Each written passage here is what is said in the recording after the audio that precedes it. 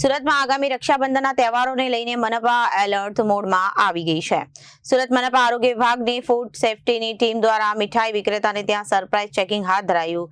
શહેરના 9 ઝોનમાં આવેલા તમામ મીઠાઈ વિક્રેતાઓને ત્યાં સરપ્રાઇઝ ચેકિંગ હાથ ધરાયું। શહેરમાં 9 ઝોનમાં આવેલા તમામ મીઠાઈ વિક્રેતાઓને ત્યાં સરપ્રાઇઝ ચેકિંગ કરવામાં આવી।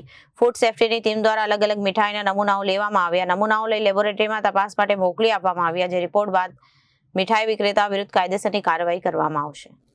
આપનો પરિચય? DL Patel, food safety officer, Surat મહાનગરપાલિકા। શું કહેશો, આજે કેવા પ્રકારના સેમ્પલ લેવામાં આવી રહ્યા છે? આગામી દિવસોમાં રક્ષાબંધનનો તહેવાર જે આવી રહ્યો છે તે દરમિયાન શહેરીજનો દ્વારા વધુ માત્રામાં મીઠાઈઓની ખરીદી થતી હોય છે। આથી તેના આરોગ્યને ધ્યાનમાં લઈને આરોગ્ય અધિકારીની સીધી સૂચના તેમજ માર્ગદર્શન હેઠળ દરેક ઝોનમાં ફૂડ સેફ્ટી ઓફિસરની અલગ અલગ ટીમો બનાવીને મીઠાઈનું વેચાણ તેમજ ઉત્પાદન કરતી સંસ્થાઓની હાલ તપાસ ચાલી રહી છે। આ તપાસ દરમિયાન મીઠાઈના વિવિધ નમૂના લઈ પૃથ્થકરણ સારું લેબોરેટરીમાં મોકલી આપવામાં આવશે અને જો તેનો રિપોર્ટ ફૂડ સેફ્ટીના સ્ટાન્ડર્ડ મુજબ કે તેના ધારાધોરણ મુજબ નહીં હશે તો તેના ઉપર આગળની કાર્યવાહી હાથ ધરવામાં આવશે। આજે કયા કઈ જગ્યા પર નમૂના લેવાઈ રહ્યા છે?